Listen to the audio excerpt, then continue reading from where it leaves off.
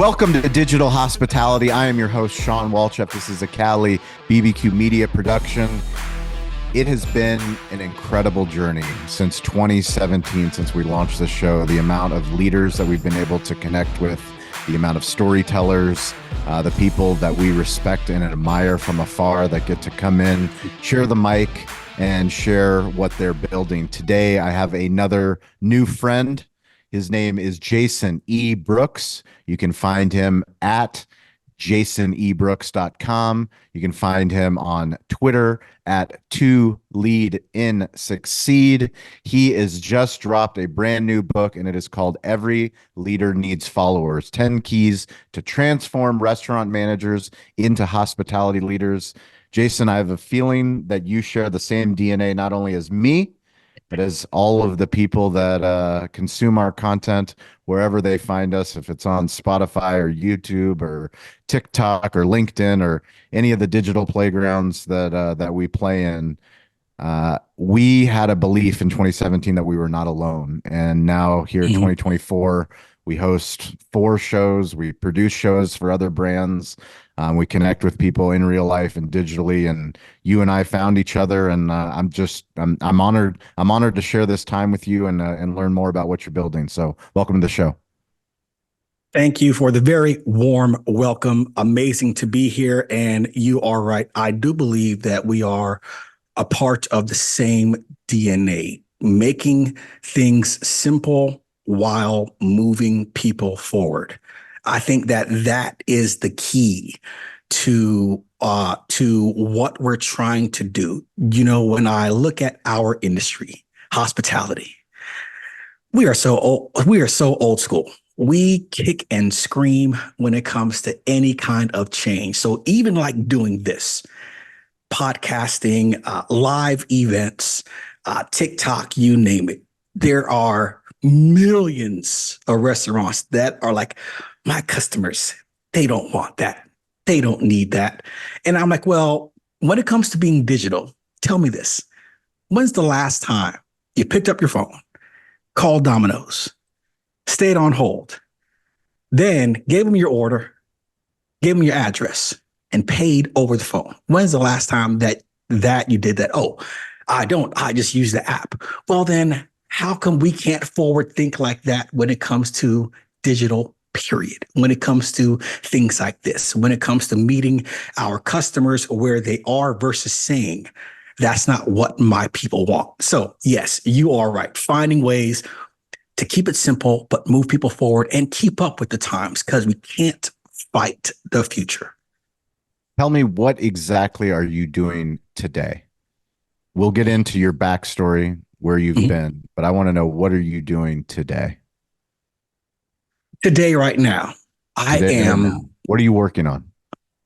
I'm working on this book, getting this book into the hands of as many restaurant managers possible. And the reason why, yes, I can be working on coaching. Yes, I can be working on being on stage. Yes, I can be working on many other things. But this book to me is the most important thing for a few reasons. First reason is that when I came up, and it hasn't been that long, I'm kind of old, but not that old. When I came up, I fought this industry so hard because I thought that it was trying to save or change me. I thought it was trying to change me to be some older guy that I worked for. And I'm like, I didn't want to be like that. No matter how good that we are in this industry, a lot of us fight it in the beginning because we think that it's trying to change us, but it's only because we didn't come across something easy to consume that gave us a actionable step, a repeatable process, just a frame for success while remaining who we are as an individual. That's one of the main reasons why I wrote this book. Second, who doesn't like a top 10? We all like a top 10. We love numbers. And so coming out with 10 keys to transform restaurant leaders, to restaurant managers, to hospitality leaders, that was it for me. And then the third reason is that when I was going through this, I for years, because this is a 6-year project, I've been trying to find how can I truly give back? And in doing the research, like we talked earlier, and me looking out, what are people doing these days to help get a brand, a message, something good out? I ran across Giving Kitchen. Now, I know you've had Giving Kitchen, their CGO, not CEO, on your show. Yes. And Giving Kitchen is just amazing. I wanted to say, how can I help restaurant managers transform? And when I read and researched how Giving Kitchen helps food service managers in crisis, how they help them in need, I'm like, what if I could give back to them? So, of course, my goal has been, if anyone follows me on LinkedIn, they probably know this. My goal is to give $30,000 in 30 days to Giving Kitchen. And I'm doing that by, the book drops March 18th. By the time this comes out, it may be past that. But every book sold from March 18th to April 18th, including pre-orders, helps to reach that goal of $30,000. If we go higher than 10,000 books, so be it. Whatever that math is, they are getting it. But I wanted some way to give back to the industry for the 30 years that this industry has given me. That's $1,000 a day for every year this industry has given me. So right now, what I'm doing is I'm trying to, even as my shirt says, manage, lead, coach, repeat. Build a process for restaurant managers, anyone who works in kitchens, to be able to transition to hospitality leaders and have an easy, digestible system process so they can remain themselves, but be more successful. My grandfather, which anybody that follows the show, that's listened to the show, he taught me very simple principles, which is stay curious, get involved, ask for help. The reason why we love doing shows like this is curious people. You wouldn't be listening to this if you weren't a curious person, if you didn't want to level up. But then you actually have to get involved. You got to do the work. And then finally, you have to be humble enough to ask for help, knowing that no matter how much work we do, we can always be a little bit better. When you think about the 30 years that you've put in to now having a book of the secrets that you've learned, what is your biggest takeaway from producing that book?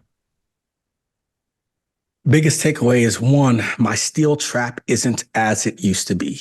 As I was going through this book, I recalled so many events about my past and about this industry that not only helped shape me in business, but helped shape me as a person. Two is that these aren't just my words. And that was intentional. And I think that that's in life. One, whenever I went through this process, I wanted to say, it's one thing hearing from Jason, but how can I make it the words of the people around me as well? And when I looked at that, I created a section within each key called the angle. And the angle is actually words from industry leaders that I've had the pleasure of working beside, working with, and they've been gracious enough to cut time out their day to include it into this project. So asking for help, you are correct. We can't do what we do without asking for help. And when I looked at, one, how did this industry change me? Who helped to lay the bricks to form that change? What are the words that I heard that helped motivate me to be better at what I do? And then how can I reach out in order to make sure that others can get some of those same ideas? That help, you are spot on. That is something that helped to change it from not just read about the memoir of this guy that worked in the kitchen. It's more of here's some different angles to different things that we all go through, questions that we all hear. I'm sure you've worked with lots of restaurant owners too, and a lot of them ask the exact same questions. And it's good to be able to not just answer it Sean's way, but to have different views of those answers as well. And that helped me look at things much differently too. When you look back on your 30-year career, can you remember a story from a mentor, a coach, somebody that gave you an aha moment of when you saw this industry being more than what you thought it to be? Yes. And I will name drop the brand, but only first name. It was actually at O'Charlie's. I was that was my very first legitimate corporate management job. The general manager of O'Charlie's in Fayetteville on the pad of Walmart was Mark. Mark was the mayor of 4,000 square feet. Kid you not. He knew every single person to the T. He knew what made them click into second, third, fourth, fifth gear. He knew what was going to slow them down. He knew all the regulars. He knew the training like the back of his hand. He was the mayor of 4,000 square feet. That gentleman really helped me understand what being a leader was, not just a manager, not just a cook, not a sous chef, but a leader, and how to know your numbers and make them work with you and your team. When you look back at your time at Ruby Tuesdays and Romano's Macaroni Grill as managing partner, what were some of the lessons that you learned? Romano's Macaroni Grill and Ruby Tuesday. Let's go to Macaroni Grill first. Macaroni Grill was building of dishes in a very specific way that's being done at hundreds of other restaurants now. We can build dishes at a fine dining type of place, but this Mac Grill back then, back in the 2008, 2009 timeframe, you were really building dishes. You weren't just building dishes. You were putting on a show. An open kitchen, fresh gladiolas being delivered once or sometimes twice a week. The wine service, writing your name upside down on the table, all of that good stuff. I mean, that was a true showmanship, but on a corporate level. And that is very hard to find. So that's one of the key things that I learned at Macro, at Ruby Tuesday. Ruby Tuesday, love the brand because that's where I met one of my current mentors, which is Chef Pat Peterson. Chef Pat Peterson is VP of restaurants at Wagamama. And Chef Pat, he is an amazing person. But at Ruby Tuesday, I learned what truly being a mayor of a city, because if you've ever been to Maryville, Tennessee, at Ruby Tuesday, they own the whole town. Not own it, but I mean, it's a pretty strong influence what Ruby Tuesday did for that town. They still have Blackberry Mountain there, but a few things that I also learned, which is actually one of the keys that are in my book, is from leading with the right mindset. And in leading with the right mindset, I go through the leadership mindset and the visionary leader. The visionary leader in these mindsets, I talk through some of the advantages and downfalls of certain styles of leadership. The visionary leader, one of their greats is that they can paint a picture so vividly, and they can move a group of people to get on a plane while it's being built, even though they know it's being built. But that visionary leader painted a picture so vividly, they will get on there because they can see the destination.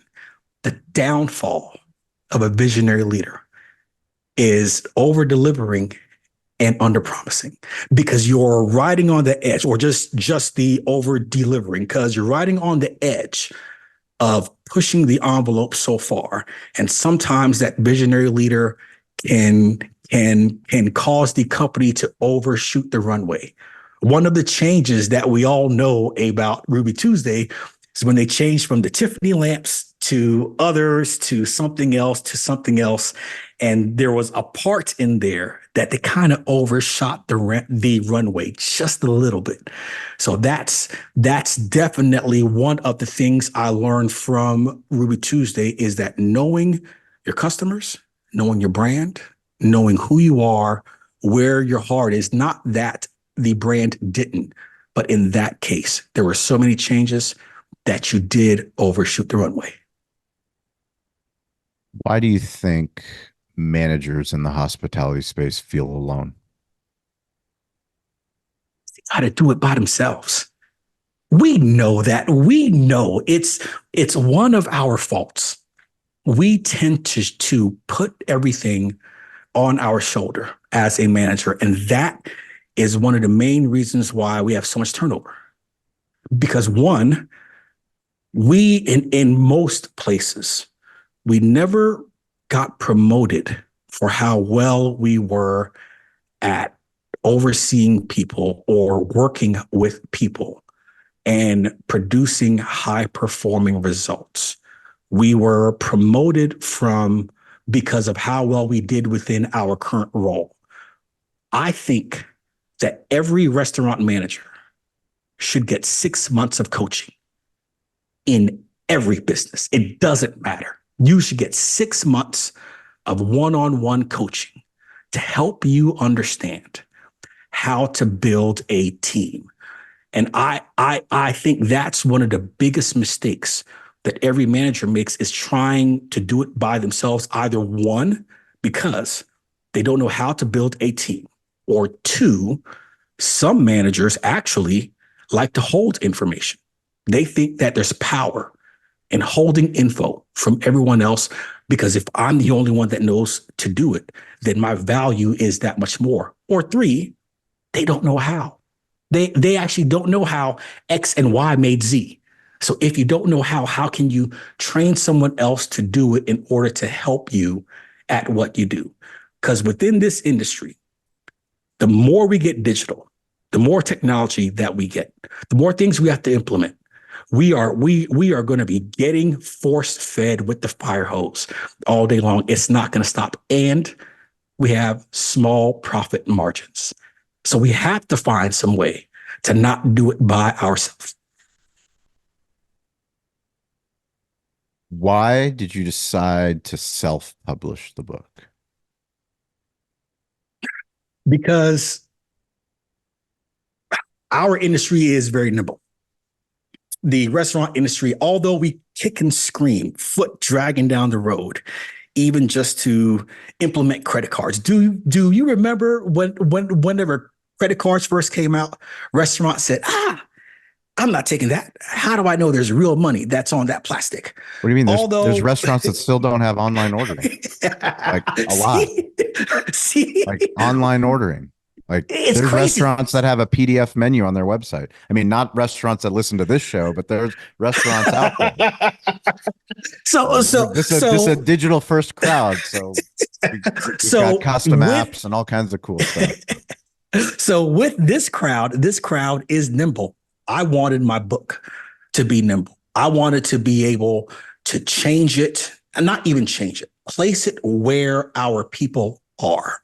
Whether it's for a digital book to get it transcribed into Spanish in order to reach more readers. I want to be able to put the book where it's needed versus have to go to a publisher to ask for permission to give something that I know is needed. Have you done it? Have you made it? Is it available? Will it be available in Spanish? That is my plan. Sweet. Depending on sales going through September, with that trajectory, getting to 15,000 books, that tells me it's ready to be now transcribed into Spanish and being re-released at least by Q1 of 2025. What have you learned about promotion by publishing your own book? Dude, that That that no I one that don't no know one's a lot coming. about it. That no one's coming. That you find yourself feeling like you're screaming into an empty, really dark room, and you're hoping that someone is on the other side, and you better get used to being hoarse because you have to do it with repetition. It is a art. It is a science, and you have to be patient. And I know that there's a lot that I don't know. But that screaming into a big room, a big dark room, and hoping that people start walking forward is the main thing that I've learned about what promotion is. The results are in. National Restaurant Association show. Kyle and Sarah and myself, we were at the Davos sales tax booth and we were polling restaurant owners on the floor. This was a very unscientific poll, but the results are resounding. Restaurant owners do not like sales tax. Nobody likes sales tax. Doesn't matter what business owner you are, small business, big business. Davo automates the sales tax process. We are so grateful that Davo is the sponsor of this show. They automate sales tax at our Cali barbecue restaurants. It is $50 a month. It integrates with all the major point of sale partners, including Toast. So if you want to sleep at night, if you want to not worry about sales tax, go to Davo, check them out, Davo Sales Tax. Let us know how they're helping automate your sales tax in your restaurant so that we can share your Davo story on digital hospitality. Hey everyone, Avi Gorin, CEO and co-founder of Marquee, and I want to talk about the customer journey for a second. You never know as a restaurant owner where your guests are truly coming from. End of the day, we do see some patterns around two types of search behaviors: direct versus discovery. Direct search, for an example, would be jumping into Google and saying Cali barbecue hours, right? I know where I want to go to eat, but I'm missing a key detail. I need a little bit more information. Discovery, which is the bulk of searches, is barbecue in San Diego, restaurants near me, takeout near me, right? One of the best ways to be found for more discovery searches is leveraging keywords. Reviews are basically free content for you to leverage. Think about keywords that are relevant to your brand, your location, and include as many of those in your review responses as possible, right? How can you go about doing this? Let's set up reports, utilize tools like Google Trends, find out what's going on in your area and how you can help leverage these keywords and review responses, because someone else is doing that, right? If you need some examples, you could do anything from including summer menu, gluten-free menu, leverage specific menu items like the dreaded and beloved spice pumpkin anything in your review responses, right? Let them know what's coming. Let your reviewers know something they should come back and try. And of course, if all of this just seems overwhelming and daunting because you're already running a restaurant and have enough on your plate, just leverage the team at Marquee to do this for you. We handle all of this. We're experts in this space. We can automate this so it's just another item that you know you are taking care of. Again, that's marquee.com, marquii.com. Know you. However, we did recently buy marquii.com. So if you do misspell it, we got you. You'll still find us. We can still help you. In my mind. You'll like this. One of our previous guests, Daryl Stinson, I repeat this story often, but he talks about building community as a form of promotion. And the problem that most people have with building a community is that they're too scared to start a digital flash mob. It's like, how do you start a digital flash mob? That's a good point. You have to be the crazy one that hears the music that nobody else hears. You've got to be willing to start. You got to be willing to start dancing when no one else hears the music. And all you need is one person to hear the music to start dancing with you. And the next thing you know, you have two people. And then two people become four people. But that takes time. It takes a commitment. Yeah. And most That is people so spot don't on. like looking stupid, don't like sounding No. stupid, don't like posting on LinkedIn, don't like creating videos, don't like doing all the things because we get insecure. Or our friends see it and they go, "Who do you think you are? You think you're some influencer, some Instagrammer, some TikToker?" Like, no, I just care about this book and I care about helping our industry. And I know that there's information that's valuable that's helped me, that other people have given me, that I think we can give back. And we're doing it for Giving Kitchen. All you need is one other person. Once you get that other person digitally, now you have this shareability factor. Yeah. We don't need to go Yeah. and create the internet. That's why I love doing this shows, because we get to connect with people all over. All you need is internet access. This doesn't cost them. Thanks to Mm, people like Marquee, which is an incredible mhm. platform to help you manage your menus, to help you with your listings, with companies like Davo that allow you to automate your sales tax. Like, they sponsor the show, they make it available. And for us, I get to have conversations with people like you that are putting in the work. Like, you published this book and it wasn't easy. And yet here you are, doing the work to promote the book, to get in front of the right people, to hopefully get the book into somebody's hands that can help transform their lives, which in turns transforms that restaurant, right? We want all of these restaurant managers to have time to better themselves. That's the issue, is that, as restaurant owners, it's, are you working on the business or are you working in the business?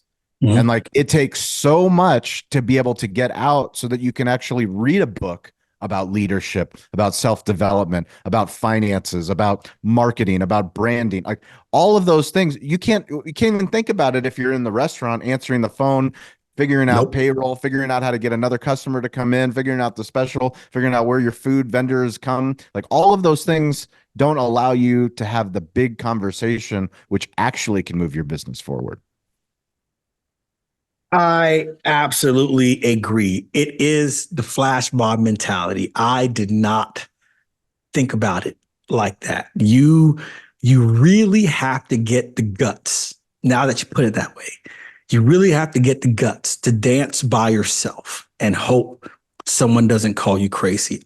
A lot of times what stops us is that two-word phrase that's become very popular these days, and that's the imposter syndrome.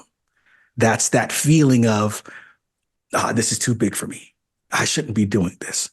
That's all different mindsets, whether it's a negative mindset, a positive mindset, the imposter syndrome, growth mindset, it doesn't matter.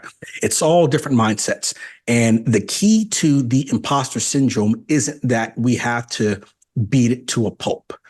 It's just that that's the feeling that we get whenever we're growing.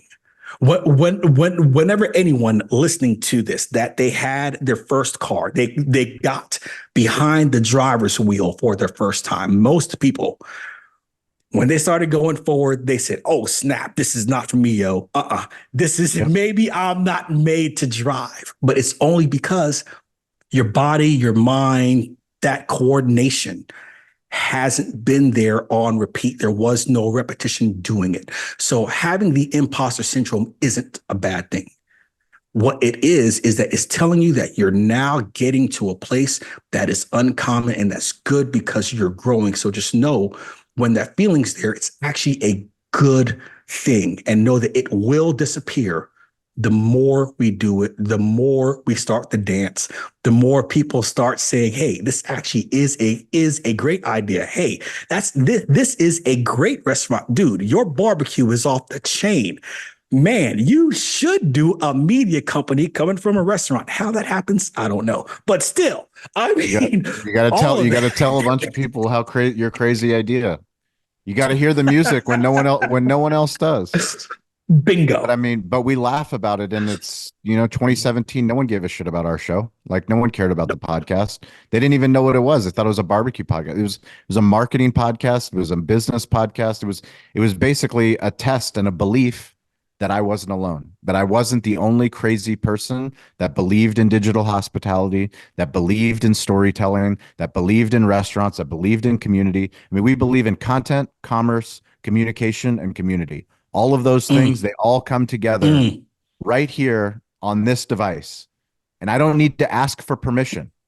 I don't need to ask somebody, YouTube, is it okay that I publish a video? Hey, Spotify, can I upload this podcast? No, I just need to upload it. And then I need to get better next week when I upload it again.